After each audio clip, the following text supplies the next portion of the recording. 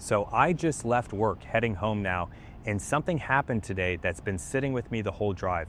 I got to get into this. Has this ever happened to you? You walk into a room, you haven't even said anything yet, and you can just feel it. The energy shifts. Somebody gets a little quieter, somebody gets a little stiffer, somebody who was loud a second ago suddenly isn't so loud anymore. And you didn't do anything, you didn't say a word, you just showed up.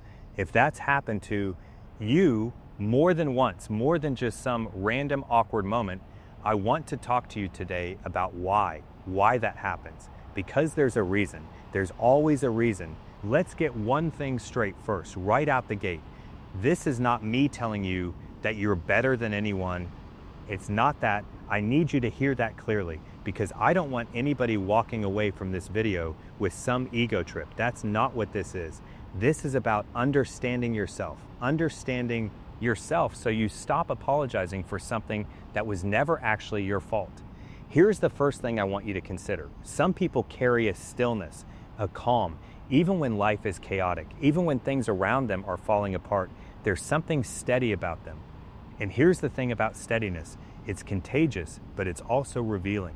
When you're calm in a room full of people who are anxious, who are performing, who are putting on a show just to get through the day, your calm doesn't blend in, it stands out. And sometimes standing out makes people look at their own chaos a little more clearly, not because you pointed at it, just because the contrast is right there. That's not your fault. That's not something you did to them. That's just what happens when stillness sits next to noise. No. Second thing, and this one's a little harder to hear, so stay with me. Some of you ask too many real questions. You don't do small talk well. You never have. While everybody else is talking about the weather, talking about nothing, just filling space with noise, you're sitting there wanting to ask, no, but how are you really doing? And that makes people uncomfortable, genuinely uncomfortable, because most people aren't ready for real.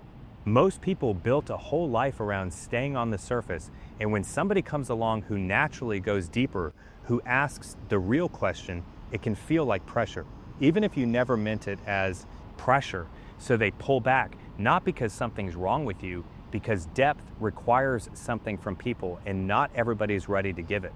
Not yet, and that's on their timeline, not yours. Now here's the part one really want to sit with today. The part one, think matters most. Sometimes, and I want to be careful how I say this, sometimes when you've done real work on yourself, real inner work, when you face things about yourself, sat with your own stuff, your own flaws, your own growth, you start carrying a kind of clarity.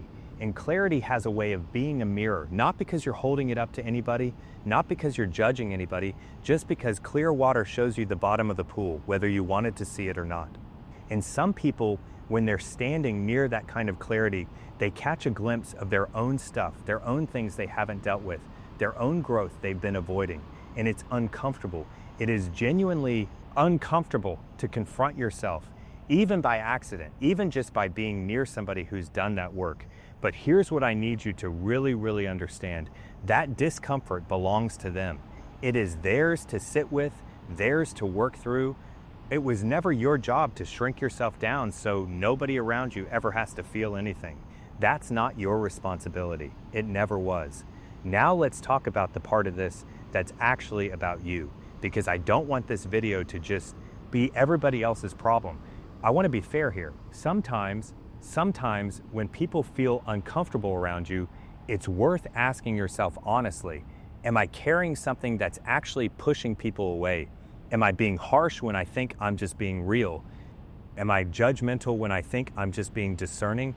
Those questions matter. They genuinely matter.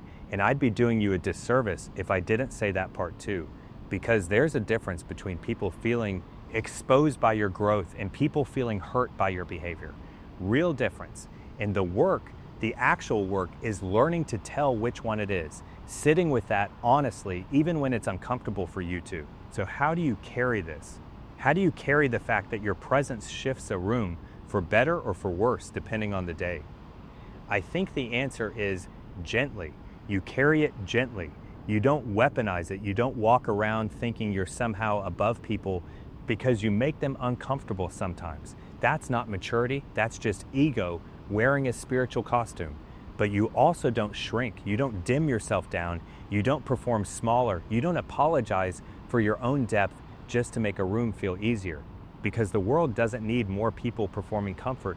It needs people who are honest, people who are steady, people who are willing to ask the real question even when it's awkward. And listen, not everybody's going to be ready for that. Not everybody's going to want to be around that. And that's okay. That's genuinely okay.